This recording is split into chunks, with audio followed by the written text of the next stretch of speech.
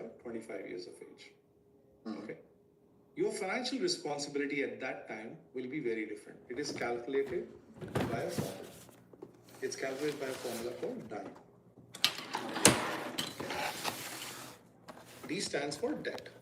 Not home mortgage, but debt. Do you have any debt? Car loans. Okay.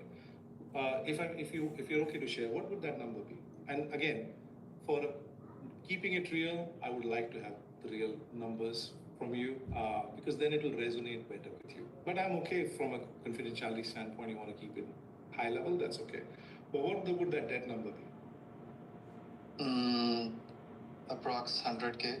Okay, so around 0.1 million. I stands for income replacement.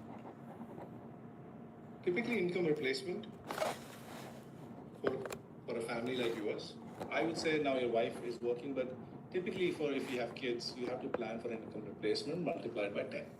Yes. Okay? Which means that if your family gets, God forbid anything happens, if your family gets 10 years of income for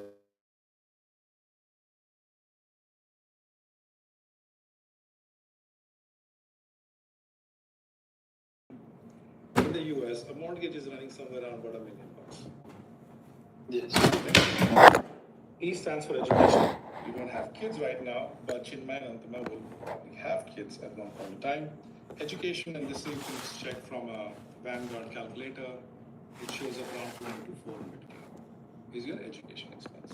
So let's say you have 2 kids, very roughly, you can put around, if nothing, you can put around 600K. Okay? Okay.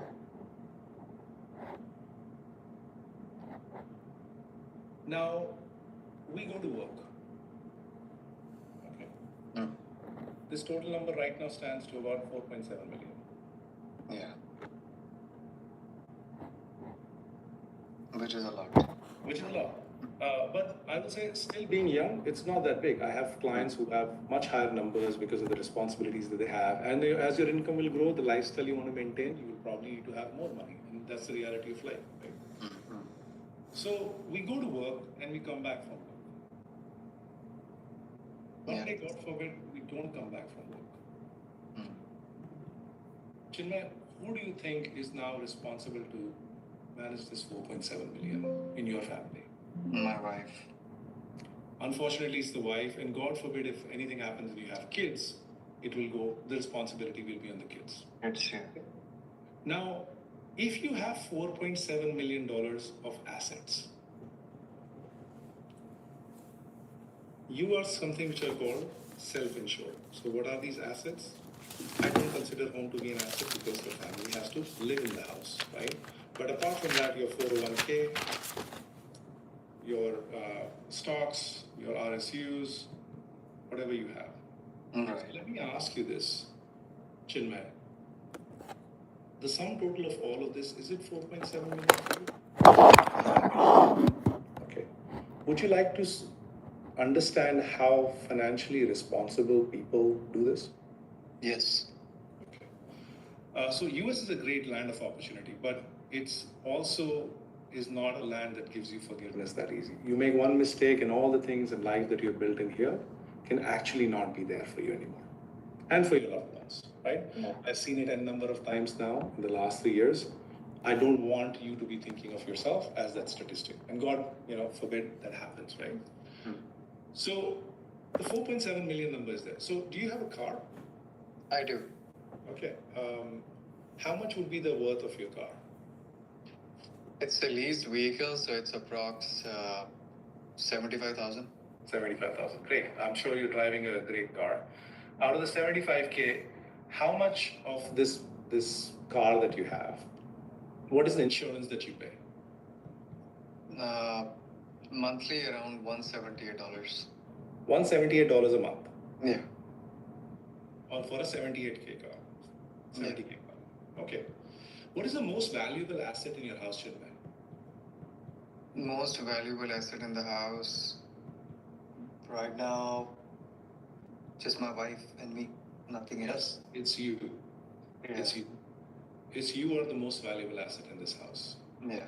And you are someone who is an appreciating asset. A car is a depreciating asset. If I may ask you, do you have any insurance on yourself? No.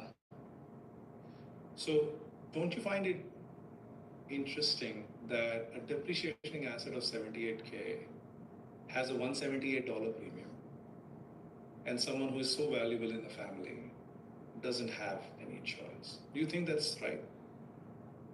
No, it has to be changed because there are too many factors which can go wrong over the family Exactly. once I'm not there. Yeah. And this is something which people procrastinate. It's the order of the priority that people have, right? So if I could tell you that for less than $2 a day, you could, if you take the action, if you act responsibly, you can protect your family for $1 million coverage. Would you be willing to make that effort to protect your family's future? With that minimal investment, definitely, yeah. It's less than even a coffee for a day. Exactly. So even a Starbucks coffee is going to fetch you $3.50 or $4, maybe $5, depending on whether you're a venti guy like me who drinks a $5 coffee, right? But for less than $2 a day, and actually build a protection for about $1 million. This is much less than what you will buy for your car, which is again a depreciating asset. Okay. So what you can do? I wish somebody had taught me these things when I was 34. I realized many of these things when I'm 44. So my premiums are higher, my cost is higher, my life, expenses are higher, and my coverage needs to be higher because after 10 years your wealth is also increasing. So here is where most of the people have the risk of dying too soon. This is the risk you're managing. And trust me, Chinmay, you will feel this more once you have a kid. I went through a phase in this. In 2020 December, I lost my father, so I was only 27 back then. And unfortunately, he never had a life insurance, nothing. So I understand the pain which mom and I had to go through. Because there was a house, there were cars, there were 10 other things. So if we had this, life would have been less challenging back then. See, this is, I think, and thank you for sharing something which is so intimate with me, and I appreciate you opening up about that. What actually happens is someone who is like you have gone through it, and I'm sure you don't want your family now to be going through the same motion, right? God forbid anything like that happens. So one thing I'll say is look at those options. There are multiple ways you can build it. You can build it responsibly, and you can be able to extend that as well, right? Now, let's come to the second phase of life. So Chinmay, did you want to be a project manager when you were growing up as a kid? No, definitely not. Okay, so you were 34. Yes. When would you want to retire? I would say max by 50. Max by 50. Okay, that's amazing. Do you know what is the life expectancy of men and women in this country? Yeah, recently I learned, I think for women it's 89, for men maybe 86, 87. Perfect. 89 for women and 85 for men. Yeah. So that's about, again, you have to take care of the wife as well. You can't just say, hey, it's just me. And as things are happening with all the improvements that are happening in AI, they're investing heavily in those. I don't know how long we're going to live, right? I'm sure we're going to live longer. But you have 30 years. 30 years of no paycheck. Yeah. 30 years of no paycheck. Now let me ask you, do you know what this dollar figure is at the time of retirement? How much money do you need at the time of retirement? Maybe monthly $20,000.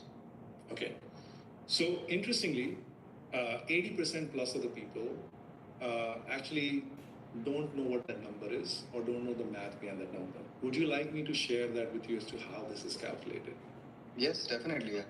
So this requires a little bit of time. So what we can do is we can book some time where we do a financial need analysis. What is Chinmay's number? That is what we're going to talk about. Okay? Okay. What is Chinmay's number? Because your number is going to be different than mine depending on how we want to live the life. So when you are retiring 10 years before I intend to, right? So your numbers are going to be different. Now here is what I wanted to be able to share this with you. Is, do you think at the age of 50, are you looking for your money? Are you looking for guarantees? Or are you looking for growth when you are at 50? Guarantee. Great. So wherever, think about that for a second, right? First of all, we'll help you find that number. But if you're looking for guarantees, do you have something like a pension plan in your job? No. Okay. Does your wife have a pension plan? No. Okay. What if I could tell you that we are not in the business of growth? There are many people who are doing that, and hopefully they are achieving those for them. We are actually in the business of educating families to get guarantees that will give them the peace of mind. What are the guarantees? Guarantees which will provide you about income for life. Guarantees that, do you remember 2008, the global financial crisis, 2000, the dot-com bubble and all that bust that happened, right? Yeah. Because I ask because people have short memories. We forget things in the past and history repeats itself. It's just that we don't get ready, right? So there is market risk as well, right? So no market risk. What if I could guarantee you that? What if I could tell you that we can also help you build tax-free assets, which are guaranteed. No matter whatever happens, these assets will not be taxable. And what if I can guarantee you that you can leave a legacy behind? Not bills, not depleted accounts, but a legacy. Would you be interested? I would be, but how can we guarantee? That's great. And that's the session where I'm going to walk you through about some of these guarantees that these products provide. Now, let me tell you, this second phase of life that you will be living in, you have a different kind of risk. You have the risk of living too long. What if you outlive your wealth? Do you know that more than 80% of Americans, 83% plus Americans, actually are not sure if they will outlive their wealth? There are 67% of people who file for bankruptcy in old age, and most of them are because of healthcare reasons. Oh, wow. Do you want to be any of that statistic? No. So at old age, you want to take your money to take care of you, correct? Like you want to make sure that you live more and your wealth is there till the last day, last moment that you are there. Your family is protected, your wife is protected, right? So 100%. these are kind of guarantees that we work through. So what we help people find out is the two phases of life that you're living in. How do you mitigate that risk? Everybody is chasing growth, right? But let me ask you, what is the fun? Let's assume this number for you is $10 million, right? Sure. If you have $10 million, that could be a great number. But there are multiple forces coming towards this $10 million to deplete that wealth. It could be health, it could be taxes, it could be other things. So your 10 million dream could not, maybe a much less reality. What we try to do is bring you closer to your 10 million number and the reality or the life that you want to live, right? So what I would say is, let's set up some time. Let's make it real. Let's make it what is needed for Chinmay. What does it mean for you?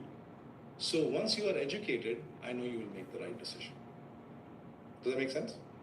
That makes sense.